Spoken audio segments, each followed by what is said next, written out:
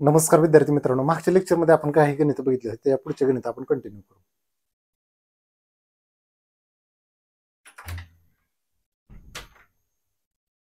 या ठिकाणी बाळांनो बघा, पहिला प्रश्न आपल्याला काय दिलाय तो. पहिल्या प्रश्नामध्ये आपल्याला असं दिलंय की फर्निचरच्या 3 वस्तूंची सरासरी किंमत 15,000 रुपये आहे. जर त्या वस्तूंच्या किमतीचे गुणोत्तर 3:5 7 असेल तर ते सर्वात स्वस्त वस्तूची किंमत किती अशा स्वरूपाचा पार्ट दिलाय. आता या ठिकाणी बाळांनो तुम्ही हा प्रश्न सोडवण्याची टेक्निक अशा स्वरूपाची, त्याच्या वस्तूच्या किमती त्या अनुक्रमे असं म्हणा 3x, ह्या ठिकाणी 5x आणि ह्या ठिकाणी 7x, ह्या त्यांच्या किमतीत असं गृहीत धरा. आता सरासरी काढणं म्हणजे काय, तर सरासरी बरोबर काय करायचं असतं, ह्या किमतीची काय करायची असते बेरीज आणि भागिले एकूण वस्तू करायच्या असतात. मग या ठिकाणी सगळ्या वस्तूंची आपण काय केली, या ठिकाणी बेरीज घेतली अशा स्वरूपाचा पार्ट आणि भागिले काय केलं 3 केलं. मग हे जर तुम्ही सोडवलं तर ह्या ठिकाणी किती होतात बघा बरं, 8 आणि 7 किती होतात 15x, 15x भागिले किती झाले सर 15x भागिले 3 झालं. सरासरी पण त्यांनी दिली तुम्हाला किती, त्या 3 वस्तूंची सरासरी किंमत किती सर 15,000 रुपये असा पण पार्ट दिलाय. ह्या ठिकाणी किती झाले हे 5x झाले, ह्या ठिकाणी झाले सर हे 15,000. म्हणजे ज्या किमती आहेत तुम्ही अशा स्वरूपाच्या मांडू शकता. इकडे 5 ने भाग दिला तर x झालं आणि इथं 5 ने भाग दिला तर किती आलं सर 3,000 अशा स्वरूपाचा पार्ट आहे. मी तुम्हाला गुणोत्तराच्या टेक्निकमध्ये अगोदर सांगितलं होतं, गुणोत्तरामध्ये जी लहान आहे ती सगळ्यात लहान किंमत असते. ओके, तर ह्या ठिकाणी सगळ्यात स्वस्त वस्तूची किंमत काय असेल सांगा बरं, 3च्या पाड्यात असेल. मग ह्या ठिकाणी स्वस्त वस्तू जी आहे बाळांनो ती असेल बाळांनो 3x अशा स्वरूपाचा पार्ट आहे. किती असेल सर 3x. मग एक्सची किंमत जर ती या ठिकाणी 3 ठेवली तर ह्या ठिकाणी उत्तर काय येईल सरा ह्या ठिकाणी तर 9,000 रुपये अशा स्वरूपाचा पार्ट आहे बाळांनो. ते म्हणणार सर ह्याला दुसरी टेक्निक नाही का सोडवण्याची, तर ही झाली तुमची मेथड क्रमांक 1. तुम्हाला मेथड क्रमांक 2 ने सुद्धा हा प्रश्न सोडवता येईल. ते म्हणणार कसं सोडवायचा, कारण सर 3:5 5:7 अशा स्वरूपाचं जे गुणोत्तर आहे ते अंकगणितीय श्रेणीमध्ये येतं. ओके, हे गुणोत्तर कशामध्ये येतं, अंकगणितीय श्रेणीमध्ये. कारण ह्याच्यामध्ये फरक प्रत्येकामध्ये 2चा आहे आणि अंकगणितीय श्रेणीचं हे वैशिष्ट्य असतं की मध्यभागी येणारी संख्या ही काय असते बाळांनो सरासरी असते. मध्यभागी येणारी संख्या काय असते सरासरी. मग 3 वस्तूंची सरासरी पण तुम्हाला दिली, सरासरी बरोबर किती दिली सर 15,000. तर अशा स्वरूपाचा पार्ट दिलाय. मग 15,000 येण्यासाठी तुम्ही काय केलं सांगा बरं. तुम्ही म्हणणार सर 15,000 येण्यासाठी ह्याला आपण 3 ने गुणलं, 3,000 ने गुणलं. आता काय जाणार हे 3,000 ने गुणायचं हे कसं लक्षात येतं, 5 ने ह्याला भाग द्यायचा बरोबर 3,000 येते. मग ह्या साईडला पण बाळांनो हिथं पण कशाने गुणलं पाहिजे, हा पार्ट तुमच्या लक्षात आला पाहिजे. हिथं कशाने गुणलं पाहिजे, तर हिथं देखील कितीने गुणलं पाहिजे 3 ने गुणलं पाहिजे. तर ह्या ठिकाणी 3,000. मग ह्या ठिकाणी बाळांनो हा पार्ट तुमच्या दृष्टीने इम्पॉर्टंट आहे. ह्या ठिकाणी जे काही उत्तर येईल ते काय येईल बाळांनो 9,000 रुपये अशा सर्वांचा पार्ट आहे. तर हे 9,000 रुपये. मग सर्वात स्वस्त वस्तूची किंमत किती बाळांनो 9,000. मग प्रश्न सोडवण्यासाठी तुम्हाला अंकगणितीय श्रेणी जर माहित असेल तर ह्या प्रश्नाचं उत्तर बघितल्याबरोबर तुम्हाला सांगता येतं की ह्या प्रश्नाचं उत्तर 9,000 आहे. आणि 2018च्या परीक्षेमध्ये विचारलेला प्रश्न हा खूप दूरचा पण प्रश्न नाही की जे तुम्हाला सांगितलं आणि तो तुम्हाला जमणार नाही. ह्या ठिकाणी बाळांनो बघा, 3 संख्याचं गुणोत्तर अशा स्वरूपात दिले, ह्याला साध्या गुणोत्तरामध्ये रूपांतरित करा. आणि साध्या गुणोत्तरात रूपांतरित करण्यासाठी 2 3 आणि 4 ह्यांचा काय काढला पाहिजे तुम्ही लसावी, आणि ह्यांचा लसावी बरोबर किती येतो 12. लसावी मसावी टॉपिक खूप इम्पॉर्टंट आहे बाळांनो. ह्या सगळ्यांनी भाग जाईल अशी संख्या तुम्हाला काढायची. आणि हे काढत असताना 2 ने 4 ला भाग जातो म्हणल्या 2चा विषय संपून गेला. 4च्या पाड्यातली संख्या म्हटली पाहिजे, 4 2 8, 8 ला 3 ने भाग जात नाही. आणि या ठिकाणी 4 त्रिक 12, 12 ला मात्र 3 ने भाग जातो आणि तेच त्यामुळे लसावी काय येतो 12 येतो. आणि मी तुम्हाला हे गुणोत्तरामध्ये सांगितलंय, पण गुणोत्तरामध्ये या ठिकाणी तुम्ही काय करू शकता 1/2 आहे सर, या ठिकाणी पार्ट आहे सर 2/3 आणि पुढचा पार्ट आहे सर 3/4. आणि गुणोत्तरामध्ये सारख्या संख्येने गुणलं तर गुणोत्तराला काहीच फरक पडत नसतो. या ठिकाणी गुणले काय केलं आपण 12, या ठिकाणी काय केलं गुणले 12 आणि या ठिकाणी गुणले काय केलं 12. तर अशा स्वरूपाचा पार्ट आपण घेतला. मग या ठिकाणी 2 ने भाग दिला तर इथं किती आले 6 आले, 3 ने इथं भाग दिला तर किती आले 4 आले, 4 ने इथं भाग दिला तर किती आले 3 आले. मग या ठिकाणी झालं 6, या ठिकाणी झालं सर 8 आणि या ठिकाणी किती झाले सर 9. आणि हे या संख्यांचं गुणोत्तर आहे किती 6 8 8 9. मग त्या संख्या तुम्ही मांडू शकता का नाही, तुम्ही म्हणू शकता पहिली संख्या 6x आहे सर, दुसरी संख्या किती 8x आहे आणि तिसरी संख्या काय आहे सर 9x. ह्या तुम्ही काय मांडू शकता संख्या. तुम्ही साध्या स्वरूपामध्ये गुणोत्तर काढलं तरी सुद्धा चालतंय. हे गुणोत्तर झालं आणि त्यातल्या तुम्ही संख्या मांडल्या पाहून नंतर सर्वात मोठी आणि सर्वात लहान संख्या याच्यातील फरक. आता सर्वात लहान संख्या आणि सर्वात मोठी आणि सर्वात लहान, तर ह्याच्यामधला फरक तुम्हाला दिलाय आणि फरक किती दिलाय बाळांनो 36 दिलाय. फरक बरोबर किती दिलाय त्यांनी 36 दिलाय. मग सगळ्यात मोठी संख्या कोणती तुमची 9x, सगळ्यात लहान संख्या किती 6x, यातला फरक 36 आहे. आणि बाळांनो इथे येत आहे 3x आणि ह्या ठिकाणी किती झाले 36. मग x बरोबर 3 ने सगळीकडेच भाग दिला, 3 ने सगळीकडेच भाग दिल्यानंतर काय येईल सर 12 येईल. हे तुमचं उत्तर आहे. x ची व्हॅल्यू किती आली 12. पण त्यांनी सांगितले तिन्ही संख्या काढून दाखवा. तर ह्या ठिकाणी मग 6x आहे, 8x आहे आणि ह्या ठिकाणी किती बाळांनो 9x अशा स्वरूपाचा पार्ट आहे. 12 आणि सगळीकडेच गुणलं 12×72, 12×72, 12×84, 12×8 96 आणि 12×9 108 आणि हे तुमचं उत्तर आहे. तर ह्या बेसिक गोष्टीत की ज्या आपल्याला लक्षात आल्या पाहिजेत आणि ह्याच्यामुळे ह्या प्रश्नाचं उत्तर येणारे पर्याय क्रमांक 3 हे तुमचं फायनल उत्तर आहे. बाळांनो सहजासहजी गोष्टी लक्षात येतात ह्याच्यामध्ये, पण त्याचं गुणोत्तर काय यायला पाहिजे 6, 8, 9 असं गुणोत्तर यायला पाहिजे. जर तुम्हाला पर्यायाने जर चेक करायचं म्हटलं तर 6, 8, 9 अशा स्वरूपाचं गुणोत्तर यायला पाहिजे. 2 इथं भाग दिला तर 5 येते बाळांनो, पुन्हा 2 इथं भाग दिला तर 16 येते आणि इथं किती येते 23. म्हणजे जे गुणोत्तर पाहिजे ते तुम्हाला भेटत नाही. ह्या ठिकाणी जर विचार केला 4 ने भाग जातो का, जातो सर.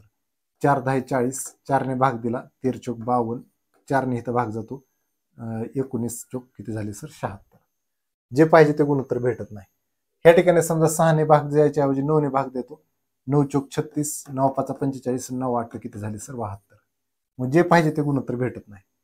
कारण तुम्हाला गुणोत्तर पाहिजे 6, 8 आणि 8 9. पर्यायामधून तुम्ही चेक करू शकता 6, 8, 9 असं गुणोत्तर यायला पाहिजे. मग या ठिकाणी बघा 12 ने भाग जातो 12×72, 12×8 96, 12×9 अष्टोदर्श म्हणजे हे तुमचं उत्तर आहे. ह्या बेसिक गोष्टीत बाळांनो ज्या तुमच्या लक्षात आल्या पाहिजेत हे कशा पद्धतीने सोडवायचे. नाहीतर तुमची नॉर्मल पद्धत पण तुम्ही ह्या ठिकाणी फॉलो करू शकता. ही नॉर्मल पद्धत आहे किंवा ऑप्शनने जावा तुम्ही डायरेक्ट 6, 8, 9 गुणोत्तर जे येईल तेच तुमचं फायनल उत्तर असेल. हा 2022च्या परीक्षेमध्ये विचारलेला प्रश्न आहे. प्रश्न एकदम सिंपल आहे. 3 व्यक्तींच्या वयाची सरासरी 60 वर्ष असल्यास वयाचे गुणोत्तर 2:3, 3:4 आहे. सर्वात तरुण आणि सर्वात वयस्कर व्यक्तीच्या वयातील फरक डॅश आहे. आता बाळांनो तुम्हाला जास्त टेन्शन घ्यायची गरज नाही. मी तुम्हाला एक अंकगणितीय श्रेणीचं वैशिष्ट्य सांगितलं होतं. हे गुणोत्तर किती आहे सर 2:3, 3:4. ही अंकगणितीय श्रेणी ही कुठली श्रेणी आहे सांगा बरं. अंकगणितीय श्रेणी अरिथमेटिक प्रोग्रेशन. अंकगणितीय श्रेणीमध्ये मध्यभागी येणारी संख्या ही काय असते त्या श्रेणीची काय असते सरासरी असते. आणि तुम्हाला सरासरी पण दिली बाळांनो. सरासरी किती दिली त्यांनी तुम्हाला 60 वर्ष दिली. बऱ्याच जणांना प्रश्न पडलेला असतो की मी असं का लिहू. त्यासाठी अंकगणितीय श्रेणी टॉपिक बघा. अंकगणितीय श्रेणीमध्ये मध्यभागी येणारी संख्या काय असते त्या श्रेणीची सरासरी असते. मग या ठिकाणी 60 आणण्यासाठी 3 ला कितीने गुणलं पाहिजे 20 ने. मग बाळांनो सगळीकडेच कितीने गुणलं पाहिजे तुम्ही 20 ने गुणलं पाहिजे. 20 ने गुणल्यावर किती झालं सांगा बरं. इथं आलं हे 40 वर्ष. इथे 20 ने गुणलं तर ह्या ठिकाणी किती झाले सर 80 वर्ष. तर अशा स्वरूपाचा पार्ट येतोय. तर हे तुमचं उत्तर तुम्ही काढू शकता अशा पद्धतीने. आणि तुम्हाला काय प्रश्न विचारलाय सांगा बरं. सर्वात तरुण आणि सर्वात वयस्कर व्यक्ती. सर्वात तरुण आहे आणि सर्वात वयस्कर आहे ह्यांच्यातला फरक सांगितलाय तुम्हाला. तो फरक किती वर्षाचा येईल बाळांनो 40 वर्षाचा येईल. तर हा फरक किती येईल सर 40 वर्ष. ही तुमची मेथड आहे अंकगणितीय श्रेणी. ह्या टॉपिकला तुम्ही व्यवस्थित चांगल्या पद्धतीने बघितलं असेल असं मला वाटतं. ही तुमची मेथड क्रमांक 1 समजा. आता तुम्ही नॉर्मल पद्धत जरी फॉलो केली तरी सुद्धा चाललं असतं. त्या व्यक्तींची वय तुम्ही असं मानू शकता की जे गुणोत्तर दिले त्याच्यानुसार जे काही गुणोत्तर दिले त्यानुसार वय मानू. ह्या ठिकाणी पहिल्या व्यक्तीचं वय 2x, दुसऱ्याचं 3x आणि तिसऱ्याचं किती मानू शकतो आपण 4x. एवढी वर्ष आपण त्यांची काय मानू शकतो वय मानू शकतो. त्यांनी फरक पण दिलाय तुम्हाला. सगळ्यात तरुण व्यक्ती आणि सर्वात जे काही वयस्कर व्यक्ती ह्याच्यातला फरक पण दिलाय तुम्हाला. सॉरी आपल्याला हे काढायचं आहे. तर सरासरी अगोदर काढून घेऊ. सरासरी पार्ट. सरासरी म्हणजे काय करायला पाहिजे तुम्ही वयांची बेरीज केली पाहिजे भागिले एकूण व्यक्ती. मग एकूण व्यक्ती तर 3 आहे तर वयांची बेरीज वरती केली पाहिजे 2x अधिक 3x अधिक 4x अशा स्वरूपाचा पार्ट. मग हे काय झालं बाळानं 9x भागिले 3 झाले 9x भागिले 3 आणि उत्तर किती आलं बाळानं इथं 3x. सरासरी किती आली. सरासरी आली सर 60 वर्ष. x ची व्हॅल्यू किती आली सर x 3 ने भाग दिला तर ह्या ठिकाणी किती आले सर 20. तर ह्या ठिकाणी सरासरी बरोबर किती आली सर 20 वर्ष. तर हा पार्ट आहे. सर्वात तरुण व्यक्ती आणि सर्वात वयस्कर व्यक्ती ह्याच्यातला फरक आपल्याला काढायला सांगितलाय. तर ह्या ठिकाणी फरक बरोबर फरक आपल्याला काढायचा आहे तर फरक आपण काढू शकतो. तर फरक बरोबर ह्या ठिकाणी 4x मायनस ह्या ठिकाणी 2x. तर ह्या ठिकाणी किती आले सर 2x. 20 ने 2 ला गुणलं तर ह्या ठिकाणी किती झाले सर 40 आणि हे तुमचं उत्तर आहे 40 वर्ष. अशा सर्वाचा पार्ट आहे. म्हणजे साधी सिंपल संकल्पना तुम्ही वापरली सरासरीची टेक्निक आणि त्यानुसार तुम्ही प्रश्न सोडवला तर ह्या प्रश्नाचं उत्तर किती आलं 40 वर्ष. म्हणजे जास्त दिमाग लावायचा प्रयत्न मी केलेला नाही. जे दिलाय तोच पार्ट मी मांडलाय. ह्या ठिकाणी बघा ऑप्टिनिका टीव्हीची किंमत बीपीएल टीव्हीच्या किमतीच्या 3 पट आहे. बीपीएल टीव्हीची किंमत ओनिडा टीव्हीच्या 2 पट आहे. तिन्ही दूरदर्शन संचाच्या किमतीची सरासरी 6000 आहे. सरासरी त्यांनी दिली. आता या ठिकाणी गुणोत्तर देताना टेक्निक त्यांनी थोडीशी बदल केली बाळांनो. ह्या ठिकाणी बघा ऑप्टिनिका टीव्ही आहे बाळांनो ऑप्टिनिका टीव्ही आणि ह्या ठिकाणी बीपीएल टीव्ही ह्यांचं गुणोत्तर दिले किमतीचं किती दिले गुणोत्तर बघा बरं 3 पट. म्हणजे ऑप्टेनिकाची किंमत बीपीएलच्या 3 पट आहे, म्हणजे 3 असते काय. पुन्हा दिलंय बीपीएल टीव्हीची जी काही किंमत आहे, बीपीएलची जी काही किंमत आहे ती ओनिडा टीव्हीच्या दुप्पट आहे. जी काय ओनिडा टीव्ही आहे, ओनिडा टीव्हीचे किती दुप्पट आहे, म्हणजे 2 असते काय. आता बाळांनो तुम्हाला एक गोष्ट इथं पण लक्षात यायला पाहिजे, ह्या ठिकाणी सारखीच किंमत आहे, ह्या ठिकाणी सारखी किंमत आहे बीपीएलची, बीपीएल. तर ह्या ठिकाणी आपल्याला सारखाच घटक आणला पाहिजे. मग तुम्हाला डिझाईनची टेक्निक माहिती, मग ह्या ठिकाणी मी ओपी, ह्या ठिकाणी बीपीएल आणि ह्या ठिकाणी काय करेल सर ओनिडा, अशा स्वरूपाचा पार्ट येईल. मग ही डिझाईन तर तुम्हाला मी शिकवलीच आहे. 3 दोन्ही किती झाले सर 6 झाले. ठीक आहे, ह्या ठिकाणी 2 झाले सर आणि ह्या ठिकाणी किती झाले सर 1 झाले, अशा स्वरूपाचा पार्ट. आता ह्यांची जर किंमत आपण काढली, ओपीची किंमत किती जर तुम्हाला कोणी विचारलं तर ओपीची किंमत तुम्ही मानायची सर 6x, बीपीएलची किती मानायची तुम्ही किंमत, बीपीएलची किंमत मानायची तुम्ही 2x आणि ह्या ठिकाणी ओनिडाची जी काही किंमत आहे सर ओनिडाची ती मानायची तुम्ही 1x, अशा स्वरूपाचा पार्ट. आणि आपल्याला जो पार्ट दिलाय तो दिलाय तुम्हाला सरासरी. आता सरासरी कशी काढली जाते, सगळ्यांची किंमतीची काय करावं लागते तुम्हाला बेरीज करावी लागते आणि भागिले एकूण वस्तू असतील त्यांची संख्या. मग या ठिकाणी 6x 2x आणि 1x यांची काय करावं लागेल तुम्हाला बेरीज करावी लागेल, 2x आणि ह्या ठिकाणी काय 1x भागिले 3. मग या ठिकाणी 9x भागिले 3 झाले सर, 9x भागिले 3. सरासरी पण दिली तुम्हाला 6000 आणि मग ह्या ठिकाणी झाले सर 3x आणि ह्या ठिकाणी 6000. तर एक्सची व्हॅल्यू किती आली, तर एक्सची व्हॅल्यू आली सर 2000. ही तुमचं पार्ट एक्सची व्हॅल्यूचा. आता तुम्हाला जी काही किंमत विचारली, कोणत्या टीव्हीची विचारली हे तुम्हाला माहित असलं पाहिजे. तुम्हाला विचारले ऑप्टेनिका, ऑप्टेनिका म्हणजे 6x. तुम्हाला ऑप्टेनिका टीव्हीची किंमत विचारली म्हणजे 6x ची व्हॅल्यू विचारली तुम्हाला, तर ह्या ठिकाणी 6 दोन्ही किती झाले सर 12000 रुपये आणि हे तुमचं फायनल उत्तर आहे. हे तुमचं उत्तर आहे 12000 रुपये. पर्याय क्रमांक किती येणार बाळांनो 2 येणार. हे तुमचं फायनल उत्तर. बऱ्याच जणांना हे वाक्यरचनाच कळत नाही, वाक्यरचना मांडू कशी सर हे मला कळत नाही.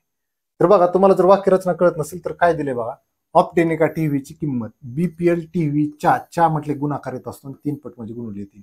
म्हणजे ह्या ठिकाणी इथं थोडंसं थांबतो आपण, ऑप्टेनिका टीव्हीची किंमत ओपी ची किंमत इथं थांबतो आपण, म्हणजे इथं बरोबरचं चिन्ह येतं. बीपीएलच्या 3 पट आहे, बीपीएलच्या 3 पट म्हणजे गुणुले काय करणार 3. आता काय जाणार हे गुणोत्तर फास्ट मांडता येत नाही, मग गुणोत्तर फास्ट लिहिण्याची टेक्निक म्हणून मी तुम्हाला शिकवली. ह्याला गुणुले काय नाही म्हणजे काय असतं सांगा बरं, 1 असतं. मग ओपीची किंमत 3 असते तर बीपीएलची किंमत किती असते 1. म्हणजे ह्या ठिकाणी ओपी म्हणजे 3 आणि बीपीएल म्हणजे 1, म्हणजे ओपी आणि बीपीएल 3 असं 1 असं गुणोत्तर तुम्हाला मांडता आलं पाहिजे. आता इथं थोडंसं आपण थांबतो, बीपीएल टीव्हीची किंमत इथं थोडंसं आपण थांबतो, म्हणजे या ठिकाणी बीपीएल असा शब्द तुम्ही लिहायला पाहिजे.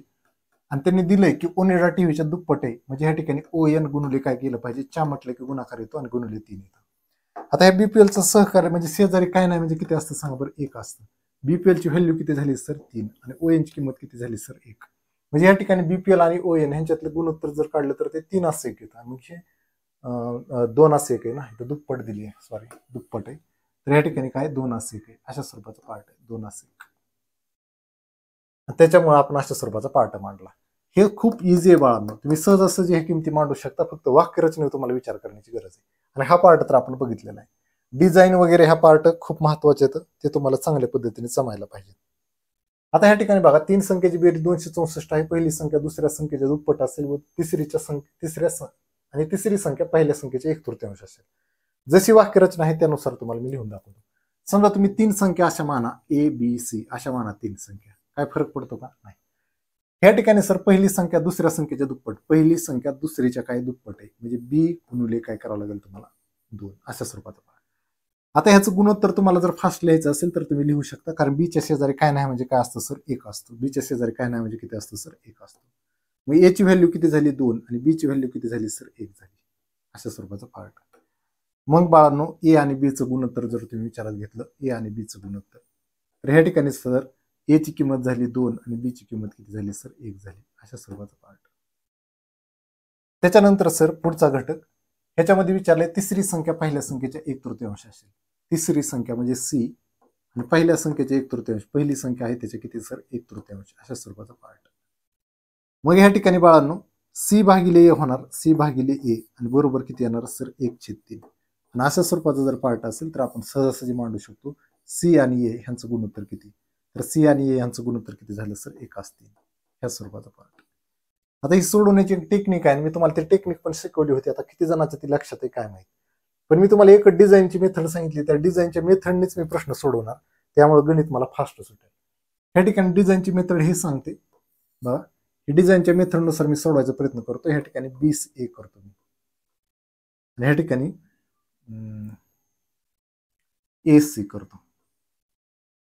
म्हणजे आपण जी डिझाईन शिकलोय तीच डिझाईन ह्या ठिकाणी मी काय केली, तयार केली. बरोबर. BCA म्हणल्यावर काय होईल, 1:2 होईल सर. ह्या ठिकाणी काय होईल सर, 1:2. आणि ह्या ठिकाणी सर ESC आपण अशा स्वरूपाचा पार्ट केलाय, ESC तर उलट करावं लागेल, 3AC करावं लागेल. झाला का नाही सारखा असलेला पार्ट येतं. आणि असं असेल तर आता डायरेक्ट डिझाईन वापरू शकता तुम्ही. ह्या ठिकाणी पहिल्यांदा येणार B, नंतर येणार A, आणि नंतर काय येणार सर, C येणार. अशा स्वरूपाचा पार्ट.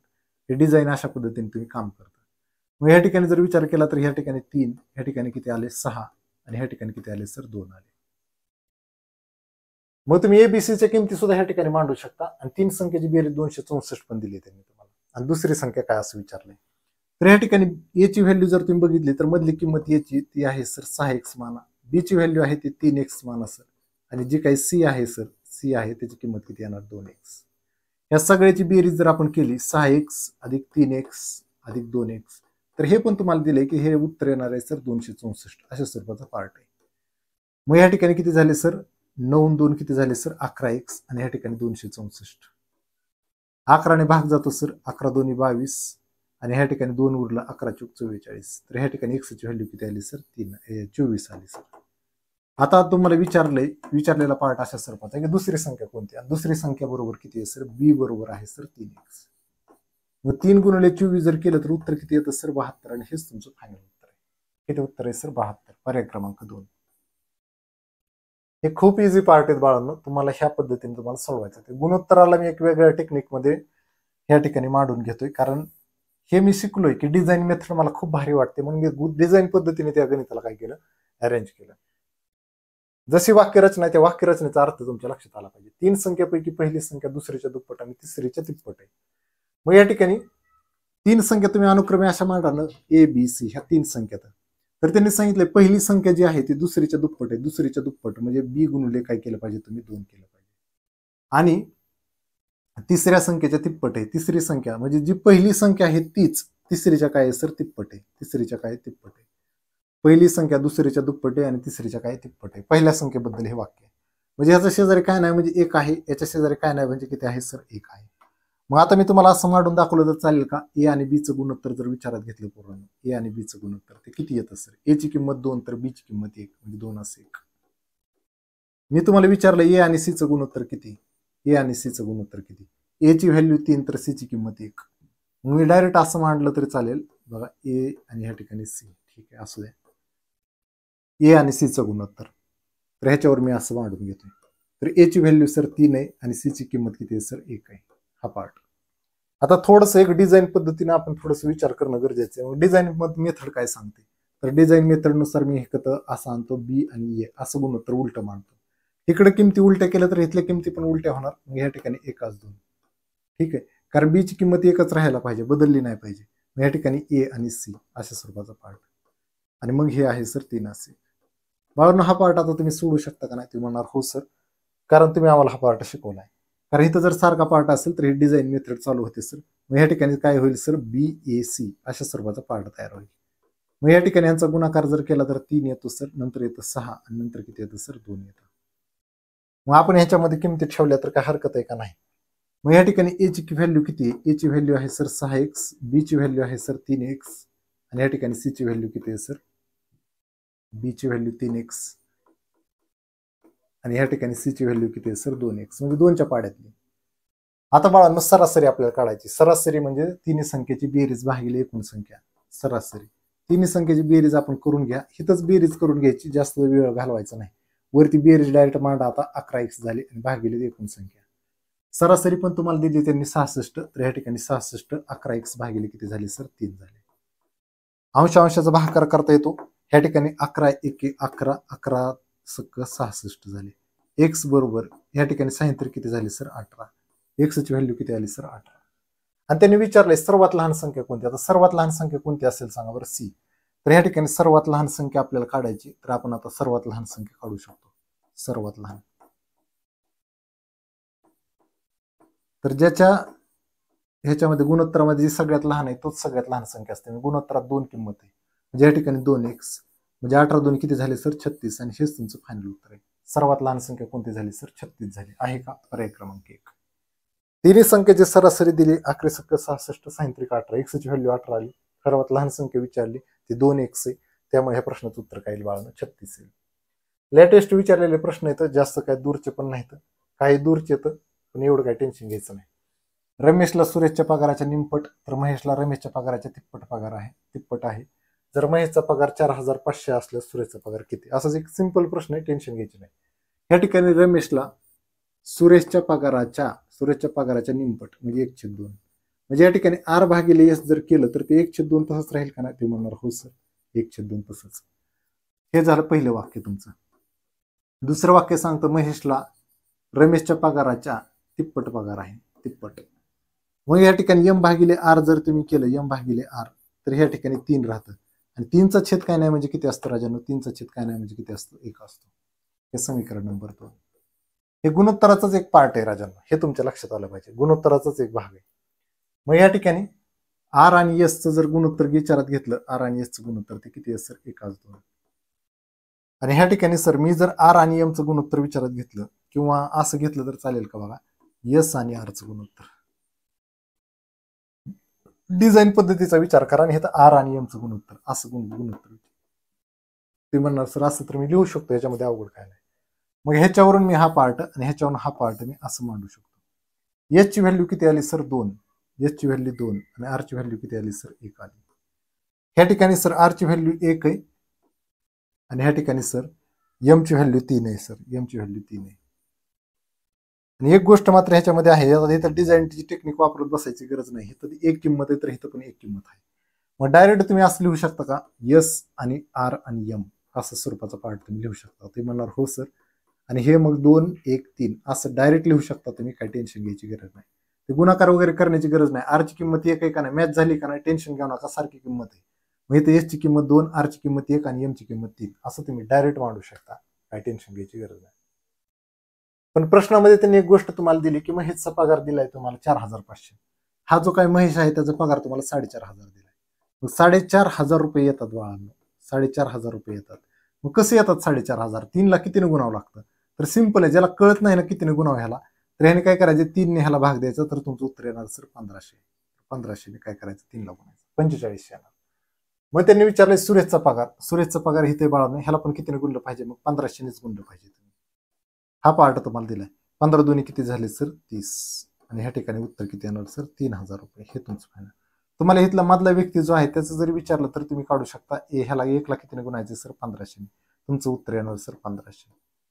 ठीक आहे. रमेशचा पगार सुद्धा तुम्ही सांगू शकता. तर सुरेशचा पगार किती? 3,000 रुपये. तर पर्याय क्रमांक किती आला बाळांनो? 3 आला.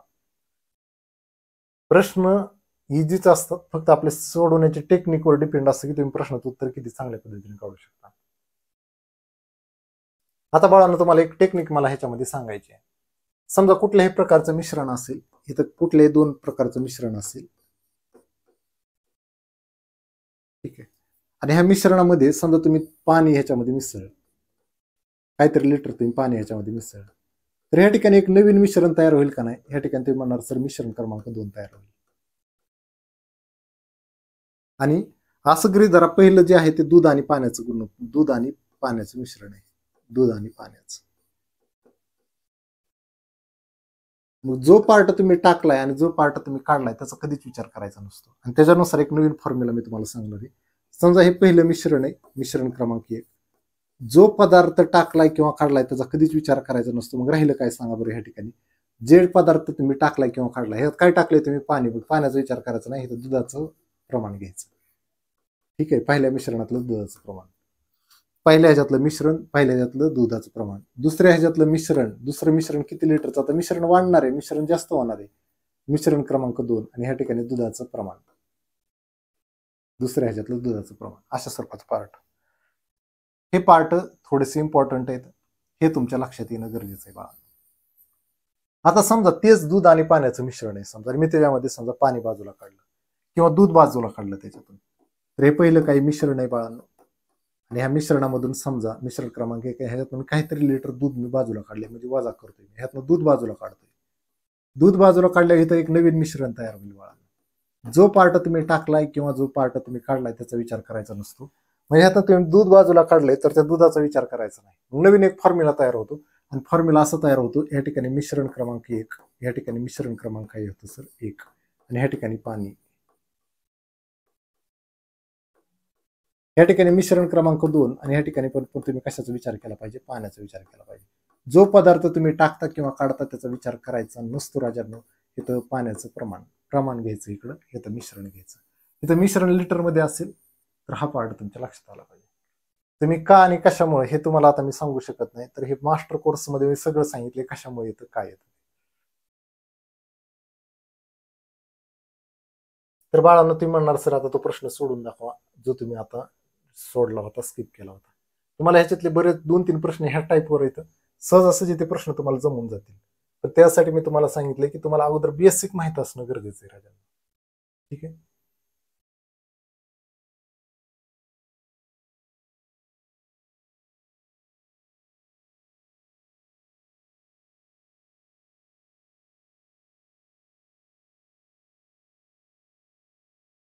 ठीक आहे, आपण प्रश्न बघायला सुरुवात करू.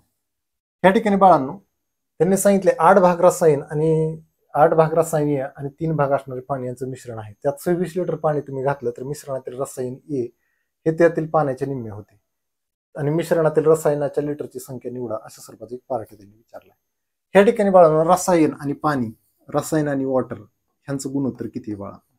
तर यांचं गुणोत्तर 8 भाग रसायनाचे तर 3 भाग काय आहेत बाळांनो पाण्याचे. आणि पहिलं मिश्रण किती लिटरचं आहे मला माहित नाही सर. पहिलं मिश्रण समजा आपण ह्या ठिकाणी असं गृहीत धरू, ह्या ठिकाणी सर पहिलं मिश्रण आहे समजा x लिटरचं. किती लिटरचं आहे मला माहित नाही सर, x लिटरचं मिश्रण. सर पुन्हा काय होतं ह्या मिश्रणामध्ये मी काय करतोय सांगा बरं, ह्याच्यामध्ये 26 लिटर पाणी टाकतोय.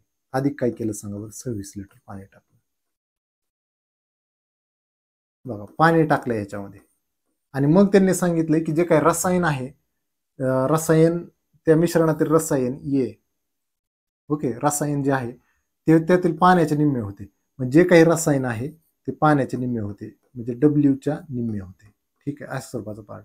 मग या ठिकाणी आर आणि डब्ल्यू यांचं गुणोत्तर जर विचारात केलं, डब्ल्यू भाग आलं तर एकाच दोन होईल सर. तुम्ही ठीक आहे म्हणलं. पण याच्यामध्ये 26 लिटर पाणी टाकले म्हटलं मिश्रण वाढणार की राजांना? किती लिटरने वाढणार सांगा बरं? 26 लिटर त्याच्यामध्ये नवीन मिश्रणामध्ये 26 लिटर ऍड होणार, म्हणजे 1 अधिक किती झाले सर 26. अशा स्वरूपाचा पार्ट तयार होणार. बाळांनो हा पार्ट तुमच्या लक्षात आला पाहिजे, खूप इम्पॉर्टंट पार्ट आहे. या ठिकाणी आर आणि डब्ल्यू यांचं गुणोत्तर त्यातलं पहिलं तुम्हाला दिले मिश्रण. या ठिकाणी आर आणि डब्ल्यू यांचं गुणोत्तर दिले आणि ह्याच्यामध्ये तुम्हाला काय दिले बाळांनो? मिश्रण दिले. तर हा एक पार्ट तुमच्या दृष्टीने इम्पॉर्टंट आहे आणि तो तुमच्या लक्षात आला पाहिजे. मग तुम्हाला मी सूत्र सांगितले, जो पार्ट तुम्ही टाकलाय किंवा जो पार्ट तुम्ही काढलाय त्याचा विचार कधीच करायचा नसतो, प्रश्न तुम्हाला सहज सुटेल. मग पहिलं जे काही मिश्रण आहे राजांनो, मिश्रण क्रमांक 1, जो पार्ट टाकलाय किंवा जो पार्ट काढलाय त्याचा विचार करायचा नसतो, म्हणजे ह्याच्यामध्ये विचार केला पाहिजे मी रसायनाचा. या ठिकाणी रसायन 1, पहिल्या ह्याच्यामध्ये रसायन किती आहे ते आपण इथं लिहिलं पाहिजे. मिश्रण क्रमांक 2 तुम्ही ह्या ठिकाणी लिहायला पाहिजे, मिश्रण क्रमांक 2, आणि ह्या ठिकाणी रसायन 2, म्हणजे दुसऱ्या मिश्रणामध्ये रसायनाचा किती भाग आहे तो तुम्ही इथे लिहायला पाहिजे. पहिलं मिश्रण आहे सर x, आणि ह्या ठिकाणी सर रसायन किती आहे सर 8 भागिले किती झाले सर 11. आता या ठिकाणी रसायनाचं प्रमाण लिहित असताना हे 8 लिहायचं आणि ह्या दोघांची बेरीज खाली लिहिली पाहिजे. हा पार्ट मात्र विसरायचा नाही. या ठिकाणी मिश्रण क्रमांक 2, मिश्रण किती आहे सर 1 अधिक 26 आहे सर. आणि आता रसायनाचा भाग लिहायचा आहे, तर रसायनाचा भाग लिहित असताना 1 वरती लिहायचं, खाली त्यांची काय केली पाहिजे तुम्ही बेरीज केली पाहिजे. तर हा पार्ट तुम्ही विसरता कामा नये. जर तुम्ही तो विसरला तर मग विषय संपला. मग हे 1 लिहिलं मी आणि या दोघांची बेरीज खाली लिहायची असते. बाळांनो काय करतो मी 11 इकडे गुणाय नेतो, 3 इकडे गुणाय आलं. 3 इकडे गुणाय आलं तर x गुणले 8 लाख कितीने गुणणार सांगा बरं तुम्ही? 3 ने गुणणार. आणि हे 11 इकडे गुणाय आले तर ह्या ठिकाणी 1 अधिक किती येणार सर 26 येणार. अशा स्वरूपाचं पार्ट आहे. कॅल्क्युलेशन करायला काय हरकत नाही, तुम्ही सहजासहजी कॅल्क्युलेशन करू शकता. हे वरचं जे लिहिलंय का नाही हे उगं बिना कामाचं लिहिलेलं आहे, काय सुद्धा नाही. तुम्हाला ते समजावं यावं म्हणून खरा पार्ट इथनं पुढे चालू होतो. ह्या ठिकाणी बाळांनो 24x, ह्या ठिकाणी 24x. आता इथं काय करायचं 11 ने गुणायचं, 11x, आणि ह्या ठिकाणी 11 गुणिले 26, 11 गुणिले 26. हे 11 यातनं वजा झाले तर किती येणार सर 13x, आणि ह्या ठिकाणी 11 गुणिले 26.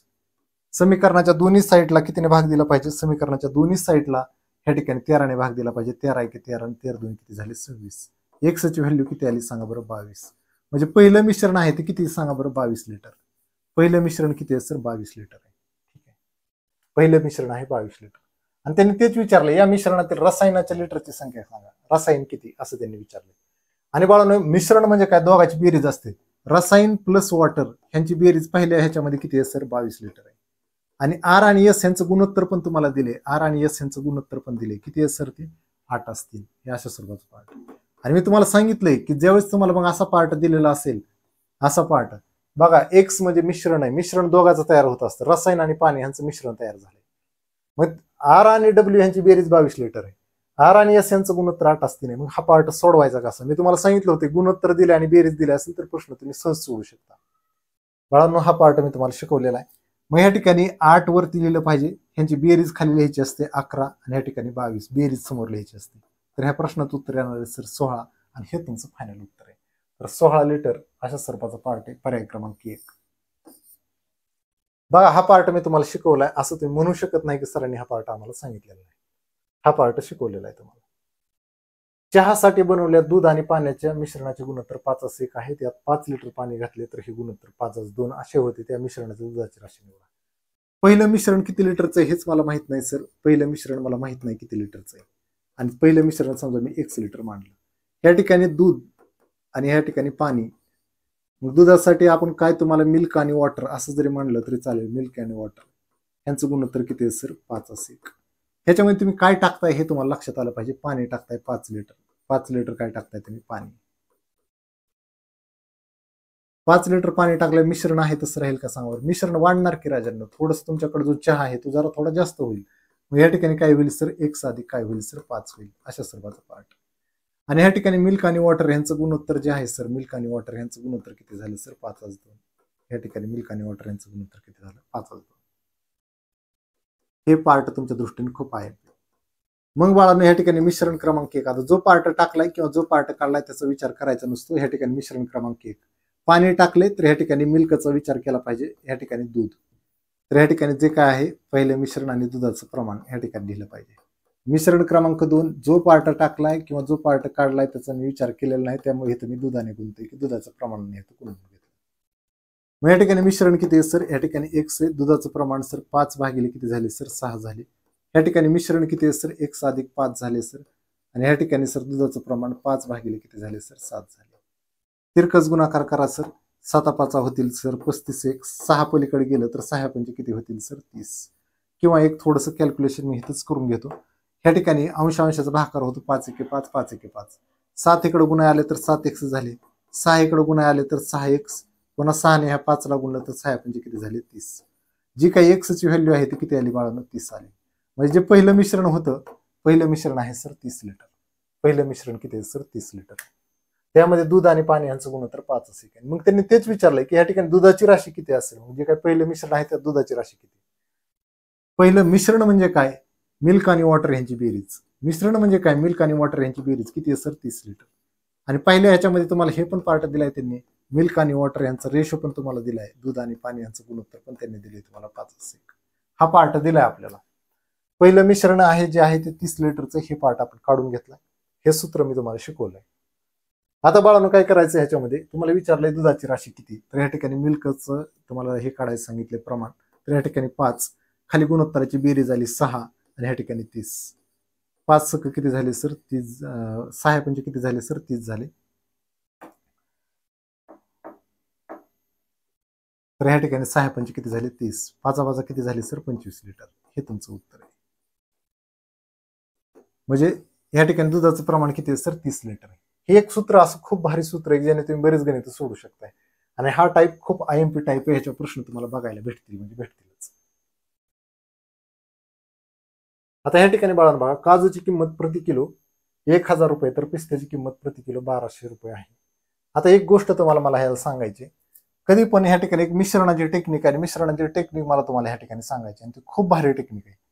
ह्या ठिकाणी समजा मिश्रणाची ह्या ठिकाणी किंमत, समजा जो काही काजू आहे त्याची किंमत ह्या ठिकाणी लिहायची. इथं बघा, एखादा घटक असेल त्या घटकाची किंमत इथं लिहायची. ह्या ठिकाणी दुसरा घटक आहे त्याची किंमत पण ह्या ठिकाणी लिहायची, किंमत ह्या ठिकाणी लिहायची. मिक्सर ॲलिगेशनची टेक्निक आहे ही. आणि जे काही मिश्रण आहे, मिश्रण जे तयार झालेलं आहे, तर त्या मिश्रणाची किंमत इथं लिहायची. ठीक आहे. मग हे जे काही पहिला घटक होता त्याची क्वांटिटी इथं लिहायची. पहिल्याची क्वांटिटी म्हणजे किती किलोग्रॅम आहे वगैरे, दुसऱ्याची क्वांटिटी इथं लिहायची असते. मग पहिल्याची क्वांटिटी ही कशामध्ये असू शकते, लिटरमध्ये असू शकते, किलोग्रॅममध्ये असू शकते, ह्या ठिकाणी मीटरमध्ये असू शकते, बरोबर, किंवा नगामध्ये पण असू शकते. मीटरमध्ये असू शकते किंवा नगामध्ये पण असू शकते. आणि दुसऱ्याची पण तशीच असू शकते. क्वांटिटी म्हणजे कळलं का, ते परिमाण त्याचं काय आहे, ते किलोग्रॅम असू शकतं, मीटर असू शकतं किंवा नग पण असू शकतं. आणि हे कसं सोडवायचं ते पण मी तुम्हाला सांगतो. ह्या ठिकाणी पहिल्याची जी किंमत आहे, खूप भारी टेक्निक आहे ह्याला सोडवण्याची. ती टेक्निक कशा स्वरूपाची बघा.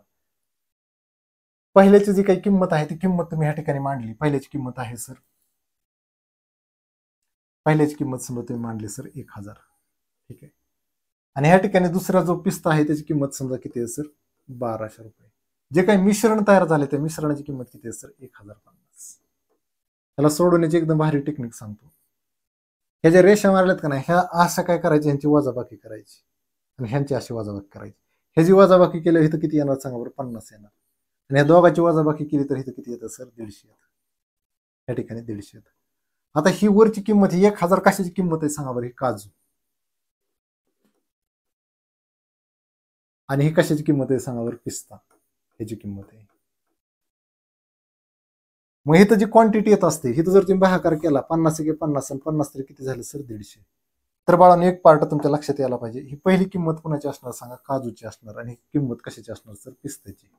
म्हणजे त्याचं जर गुणोत्तर तुम्हाला विचारलं तर ते गुणोत्तर काजू आणि पिस्ता यांचं गुणोत्तर किती आहे सर, 3 असेल. म्हणजे काजू 3 किलो घेतले तर पिस्ता 1 किलो तुम्हाला घ्यावा लागणार. समजा इथं 3च काजू घेतले तर इथं पिस्ता 1 टाकावा लागणार. समजा हे 30 घेतले काजू तर 10 पिस्ता इथं घ्यावं लागतील, 10 पिस्ते इथे घ्यावे लागतील. म्हणजे असं स्वरूपाचं पार्ट आहे. तर ह्या दोघांची वजाबाकी करून इथं हा पार्ट येत असतो, ह्या दोघांची वजाबाकी करून हा पार्ट इथे येत असतो. तर हे एकदम सिंपल आहे. ह्याला मिक्सर ॲलिगेशनची टेक्निक म्हणतात. तर ह्याने हा प्रश्न विदिन सेकंदामध्ये सुटतो बाळांनो. तर हे काय येतं बाळांनो, 3 असेल. ठीक आहे. तर ह्या ठिकाणी सरासरी टॉपिकमध्ये पण हे टेक्निक आहे, तिथं तुम्ही बघू शकता. आणि मग प्रमाण गुणोत्तर तुम्ही बघू शकता. एवढं काय अवघड नाही. ह्या प्रश्नामध्ये बघा, एका दानपेटीत 5 रुपयांच्या नाण्यांचे 4 पट 1 रुपयांचे नाणे आहेत. दानपेटीत 360 रुपये आहेत, तर त्या दानपेटीत 1 रुपयांची किती नाणी आहेत, अशा स्वरूपाचा प्रश्न विचारलाय. या ठिकाणी बाळांनो काय करायचं बघा, समजा असं गृहीत धरा तुमच्याकडे 10 रुपयांची समजा 15 नाणी येतात.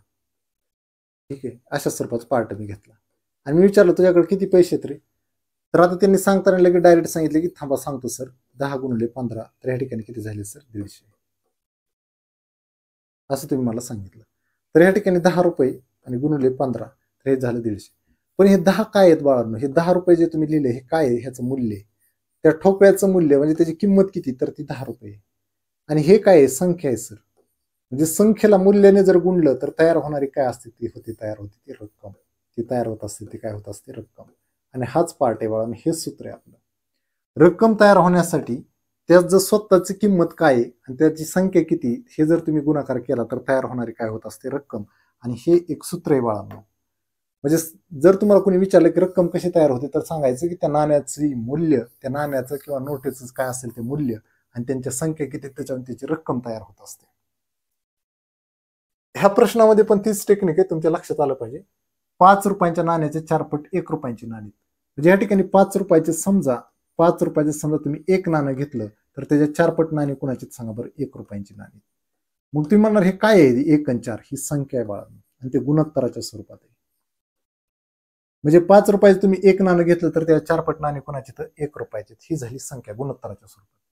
मग बाळांनो मीच ही संख्या आहे ती गुणोत्तराच्या स्वरूपाच्या ऐवजी मी अशी घेतली तर चालेल का, ह्याची संख्या x घेऊन ह्याची संख्या किती घेऊन मी 4x असं घेतलं तर चालतं का, चालतं.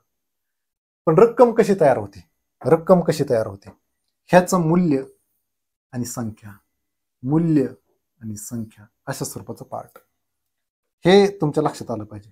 मग ह्या ठिकाणी बाळांनो 5, ठीक आहे, हे रुपये आणि याची संख्या आपण जी आहे घेतली ती काय आहे, 1x अधिक ह्या ठिकाणी सर 1 रुपया ही त्याची रक्कम मूल्य आणि त्याची संख्या किती आहे सर, 4x. आणि एकूण रक्कम पण तुम्हाला माहिती 360 आहे. हे पण पार्ट तुम्हाला प्रश्नामध्ये दिला आहे.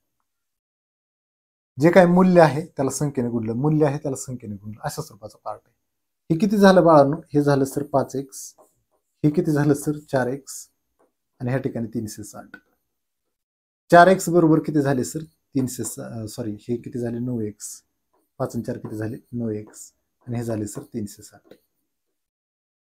या ठिकाणी x बरोबर 9 ने भाग दिला, 9 चूक 36. x ची व्हॅल्यू किती आली बाळांनो? 40 आली. अशा स्वरूपाचा पार्ट. x ची व्हॅल्यू 40 आली. आता त्यांनी विचारले 1 रुपयाची नाणी. 1 रुपयाची नाणी आपण सहज सांगू शकतो 1 रुपयाची नाणी. 1 रुपयाची नाणी किती आली? तर 1 रुपयाची नाणी येतात सर 4x, म्हणजे या ठिकाणी सर 4 गुणिले 40, तर उत्तर किती आलं सर 160, आणि हे तुमचं फायनल उत्तर आहे. 160 नाणी येतील. काय जर तर आम्ही पर्यायाने गेलं तर चालतील का? चालतंय बाळांनो. तुम्ही पर्यायाने जरी गेलात तरी सुद्धा चालू शकतो ह्या प्रश्नामध्ये. तुम्ही म्हणाल आता आम्ही पर्यायाने कसं जायचं हे सांगा सर अगोदर. बाळांनो ह्याच्यामध्ये एक सिंपल पार्ट आहे, तो तुम्हाला सांगतो. जर 1 रुपयाची नाणी ह्या ठिकाणी असं असेल, 140 समजा 1 रुपयाची नाणी, तर त्याच्या 1/4 पार्ट कुणाचा असेल सांगा बरं. कारण हिथं काहीतरी नाणी असली पाहिजेत. ती किती असली पाहिजेत? 5 रुपयाची 35 असली पाहिजेत. कारण 35च्या 4 पट केले तरच 140 होतील. ही किती रुपयाचे सांगा बरं? 5 रुपयाचे. आणि हे किती तर सांगा बरं? 1 रुपयाची नाणी. म्हणजे ह्याच्या 1/4. 130चे 1/4 निघू शकत नाही. 1/4च्या निम्मे जर काढले तर हे पॉईंटमध्ये उत्तर येईल. तर ह्याला 4 ने भाग जात नाही. त्यामुळे ही संख्या असणं तर शक्य नाही. ह्या ठिकाणी 180 म्हटल्यानंतर ह्याला जर 4 ने भाग दिला तरी 5 रुपयाची नाणी किती असतील? 5 रुपयाची 1/4 जर काढलं तर 45 नाणी ह्याची असतील 5 रुपयाची. ओके, ही 5 रुपयाची नाणी असतील, आणि ही 1 रुपयाची नाणी पर्यायानुसार. आणि इथं जर विचार केला तर 5 रुपयाची किती असतील सांगा बरं? 5 रुपयाची असतील सर ह्या ठिकाणी 40. मग आता रक्कम किती यायला पाहिजे? 360 रुपये यायला पाहिजे. इथले हे 140 रुपये, आणि 35 गुणिले 5 175. 175 आणि 140 येऊ शकत नाही. 175 आणि 140 उत्तर 360 येऊ शकत नाही. एकच स्थानचा अंक 5 येतोय, म्हणजे हे उत्तर कॅन्सल. ह्याचा विचार केला तर 4 आपण 200 आणि हे 160, 360 झाले. हेच तुमचं फायनल उत्तर आहे.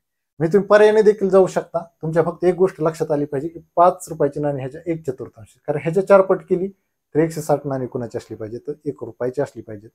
त्याच्यामुळं ह्याला 4 ने भाग दिला तर ही 40 येतात काढलं. इथं ह्याच्याला जर 4 ने भाग दिला तर उत्तर काहीतरी आलं असतं पॉईंटमध्ये, पण नाणी ही पॉईंटमध्ये असतील का? मी सांगितलं तुम्हाला 1 रुपयाची नाणी काहीतरी दी, 1 रुपयाची ठोकळी दी, आणि मी म्हणलं थांब तुला 1 रुपयाची 3.5 ठोकळे देतो. 1 रुपयाची 3.5 ठोकळे म्हणजे काय? ठोकळे कट करून देणार का तुम्ही? ते पॉईंटमध्ये चालत नाहीत नाण्यांची संख्या. त्यामुळे बाळांनो हा पार्ट चुकीचा आहे. पहिला पर्याय चुकीचा आहे. मग ह्या ठिकाणी पण आपण कॅल्क्युलेशन करून बघितलं तर ते चुकलं होतं, तर हे बरोबर आहे तुमचं. म्हणजे पर्यायाने देखील तुम्ही जाऊ शकता. नॉर्मल टेक्निक वापरली तरी सुद्धा चालते. फक्त लक्षात ठेवा, मूल्य गुणिले संख्या बरोबर काय तयार होत असते? रक्कम तयार होत असते. एका पिशवीमध्ये 5, 9, 9, 4 या प्रमाणात 50 पैसे, 25 पैसे आणि 10 पैशांची नाणी आहेत, ज्याची एकूण रक्कम ह्या ठिकाणी 206 रुपये आहे. अशा स्वरूपाचं पार्ट आहे. बाळांनो आता मी काय करतोय बघा, ही जी संख्या आहे ती संख्या मी अशी लिहितो. संख्या जी आहे, संख्या आणि मूल्य हे असं लिहितो. इथं 50 पैशाची नाणी आहेत. 50 पैशाचे नाणे आहेत, त्यांची जी संख्या आहे ती मी घेतो 5x. चालतंय का असं? ते म्हणणार हो सर चालतंय. पुन्हा सर इथं 25 पैशाची जी नाणी आहेत सर, 25 पैशाची जी नाणी आहेत त्यांची संख्या मी घेताना किती घेतो सर? 9x. असं घेतलं तर चालतं का? चालतं. आणि इथं सर 10 पैसे आहेत. 10 पैशाच्या नाण्यांची जी काही संख्या आहे ती संख्या वरच्या ह्यातून किती घेतो सर? 4x. ठीक आहे, अशा स्वरूपाचा पार्ट आहे. आता रक्कम कशी तयार होत असते? मूल्याने संख्येला गुणलं की रक्कम तयार होते असते. 50 गुणिले 5x. ठीक आहे, हे पैशामध्ये पार्ट आहे. अधिक सगळी रक्कम एकत्र करायची, 25 पैसे, त्याने कशाला? संख्येला गुणलं पाहिजे. संख्या किती बाळांनो इथं? 9x संख्या. 10 पैशाची 4x नाणी इथं, म्हणजे ह्या ठिकाणी 10 हे पैशामधला पार्ट आहे राजांनो, आणि ती संख्या किती आहे सर? 4x. आणि सगळं मिळून जर विचार केलं तर ह्या ठिकाणी 206 रुपये. 206 रुपये. पण हे अलीकडला पार्ट पैशामध्ये, पलीकडला पार्ट रुपयामध्ये असं चालत नाही राजांनो. अगोदर हा गुणाकार करून घ्या अगोदर तुम्ही. ह्या ठिकाणी 250 आणि 225 किती होतात बघा बरं. तर ह्या ठिकाणी 250, या ठिकाणी 225, 25 आणि 225, हे पुढचे किती सर? 40. 4 10 40. ह्या ठिकाणी 5 आले, 9 2 11 झाले, हातच्याला 1. ह्या ठिकाणी 515 झाले. तर ह्या ठिकाणचा जर पार्ट काढला तर तुम्ही येतो तो 515x. आणि पैशामध्ये आलाय. तर इकडला पण पार्ट पैशामध्ये आणायचा असेल तर या ठिकाणी 206 त्यापुढे फक्त 2 शून्य द्या, ऑटोमॅटिक हा पार्ट पैशामध्ये येतो. मग इकडला पार्ट पण पैशामध्ये, पलीकडला पार्ट पण पैशामध्ये, आणि हा पार्ट एकमेकाला काय होता होता कॅन्सल होता. नाहीतर तो पार्ट कॅन्सल होत नाही राजांनो, हे तुमच्या लक्षात आलं पाहिजे. आता तुम्ही जर 515 इथं बघितलं तर 515चे 4 पट केले तर 2060 असतं. मग या ठिकाणी डायरेक्ट 515 चोक 2060 म्हणजे उत्तर किती आलं? एक्स बरोबर किती आलं सर? 40 आलं. एक्स बरोबर किती आलं? 40. आणि तुम्हाला काय विचारलंय बघा प्रश्नामध्ये विचारले पिशवीतील एकूण नाण्यांची संख्या. एकूण नाणी किती? तर मग एकूण नाण्यांची संख्या काढायची असेल तर ही नाण्यांची संख्याच ह्या सगळ्यांची बेरीज करा. मग किती होते सांगा? 9 9 किती झाले सर? 18. तर ह्या ठिकाणी सर 18x एवढी नाणी. मग इथं गुणुले काय करावं लागेल सर? 40 करावं लागेल. 18 गुणुले 40. तर ह्या ठिकाणी 18 चोक किती झाले सर? 72. आणि ह्या ठिकाणी 1 0. तर एवढी नाण्यांची संख्या आहे. किती आहे सर? 720 नाण्यांची संख्या आहे. प्रत्येकाची विचारली नाही की समजा 50 पैशाची किती, 25 पैशाची किती, 10 पैशाची किती, नाही. तर चिल्लरची संख्या जर सगळी मोजली, नाणी काढून ठेवली तर ते किती? तर 720. आणि पर्याय क्रमांक 3 हे तुमचं फायनल उत्तर. तर अशा स्वरूपाचा एकदम इझी पार्ट विचारलाय त्यांनी. अवघड असं काहीच नाही ह्या प्रश्नामध्ये. सहजासहजी तुम्ही हा पार्ट काय करू शकता? मांडू शकता. ह्या ठिकाणी बाळांनो बघा, 50 पैसे व 1 रुपया यांची नाणी अनुक्रमे 3:2 या प्रमाणात घेतल्यास 140 रुपयात 50 पैशांची नाणी किती येतील? आता रक्कम पण त्यांनी टोटल दिली तुम्हाला. ह्या ठिकाणी बाळांनो 50 पैसे आणि ह्या ठिकाणी सर 1 रुपया आणि यांच्या नाण्यांची संख्या तुम्हाला 3:2 म्हणजे ही संख्या आहे बाळांनो. ही जे दिले तुम्हाला एवढी नाणी आहेत म्हणजे ही काय झाली सांगा बरं? संख्या झाली बाळांनो. मग संख्या जी आहे बाळांनो ती संख्या अशी न लिहिता आपण डायरेक्ट अशा स्वरूपात लिहू, एक्सच्या स्वरूपात. जी संख्या आहे ती आपण हिला मांडू सर 3x आणि ही जी संख्या आहे तिला आपण 2x मांडू. पण रक्कम काढत असताना ह्याने ह्याला गुणायचं असतं, ह्याने ह्याला गुणायचं असतं, अशा स्वरूपाचा पार्ट. मग बाळांनो आपण ह्या ठिकाणी रक्कम घेत असताना 50 पैशाने कशाला गुणलं पाहिजे? 50 पैसे गुणले काय केलं पाहिजे सर? 3x अधिक. आता हा पार्ट रुपयामध्ये, 1 रुपया म्हणजे 100 पैसे असतात. ह्याला पण पैशामध्ये करून घ्या. 100 पैशाने कशाला गुणलं पाहिजे सर? 2 ला गुणलं पाहिजे. आणि जी रक्कम आहे ती रक्कम 140 रुपये. 140 रुपयाचं रूपांतर पैशामध्ये केलं पाहिजे. म्हणजे ह्यापुढे फक्त 2 शून्य जोडायचे, ते ऑटोमॅटिक पैशामध्ये रूपांतर होतं. ते म्हणणार एकदम सिंपल आहे सर. 150 आणि 200 किती झाले? 150 आणि 200 जर विचारात घेतले तर ह्या ठिकाणी 350x हे पैसे होतात आणि ह्या ठिकाणी पण सर 140 आणि ह्या ठिकाणी अशा स्वरूपाचा पार्ट आहे पैसे. आता काय होतंय बघा, इकडल्या पैशाला इकडले पैसे कॅन्सल, इथले एका शून्य घेतलं 1 शून्य कॅन्सल. 35च्या 4 पट केले तर 140 असतात. 35 एके 35, 35च्या जर 4 पट केले तर 140 असतात. म्हणजे x बरोबर किती झाले सर? 40. बघा बऱ्याच प्रश्नामध्ये 40 आले तर असं म्हणू नका की आता 40च येत असते एक्सची व्हॅल्यू, असं काय नाही. आणि त्यांनी विचारले 50 पैशाची नाणी किती? 50 पैशाच्या नाण्याची संख्या 3x आहे बाळांनो आणि हेच तुमचं उत्तर आहे. मग 3x म्हणल्यावर 3 गुणिले 40 आणि उत्तर येणार बाळांनो 120 आणि हे तुमचं फायनल उत्तर आहे. तर अशा स्वरूपाचा पार्ट आहे जो तुमच्या लक्षात आला पाहिजे. तर 120 हे तुमचं उत्तर आहे. 50 पैशाची किती नाणी असतील? 120 नाणी असतील. पार्ट समजून घ्या अगोदर आणि मग तुम्ही सोडवायचा प्रयत्न करा. जास्त अवघड नाहीत प्रश्न, पण तुम्हाला ते कळाले तर ठीक आहे, नाहीतर मग अवघड आहे. 1 रुपया म्हणजे 100 पैसे. ठीक आहे. पुन्हा हे 50 पैसे, पुढे आहे सर 25 पैसे. ठीक आहे. ह्यांची संख्या मग इथं 5x घ्या, ह्यांची संख्या इथं 6x घ्या आणि इथं किती घ्या सर? 8x घ्या, अशी संख्या घ्या. तर हा झाला पार्ट, तो म्हणजे संख्येचा पार्ट झाला. ह्या झाल्या संख्या सर. हे झालं मूल्य त्याचं.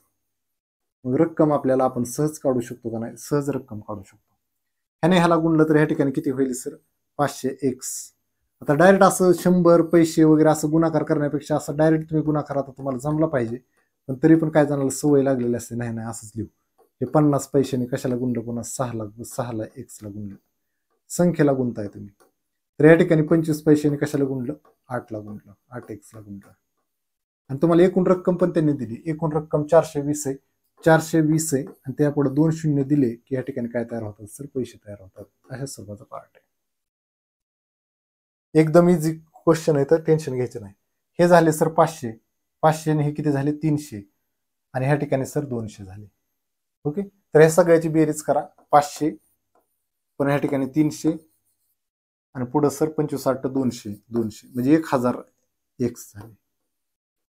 1000 एक्स पैसे झाले सर ह्या ठिकाणी. आणि बरोबर पलीकडे आहे सर अशा स्वरूपाचा पार्ट. ते 1 0 जास्त झाला.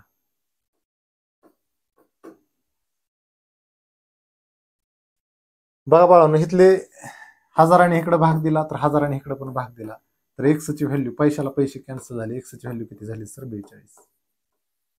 आणि तुम्हाला विचारले 50 पैशाची नाणी किती. आता 50 पैशाची नाणी काढायची असेल तर किती, तर सर 6x. तर ह्या ठिकाणी 6x म्हणजे 6 गुणिले 42, 6 गुणिले 42, 6 2 12ला 2, हातच्याला 1, 6 24 आणि 1 25. तर ह्या ठिकाणी 252 नाणी तयार होते. आहेत का? आहेत सर. पर्याय क्रमांक 3 हे तुमचं फायनल. म्हणजे रकमेचा पार्ट जर विचारात घेतला तर एकदम इझी क्वेश्चन आहे, त्याच्यामध्ये टेन्शन घ्यायची तुम्हाला काहीच गरज नाही. तर हा एक पार्ट आहे, ह्याला आपण पुढच्या लेक्चरमध्ये डिस्कस करू. तर हा प्रश्न गट ब मुख्य 2023च्या परीक्षेमध्ये विचारला आहे. ह्याच्यानंतर आपले एक 10 ते 11 क्वेश्चन राहतात, ते आपण पुढच्या पार्टमध्ये कंटिन्यू करू.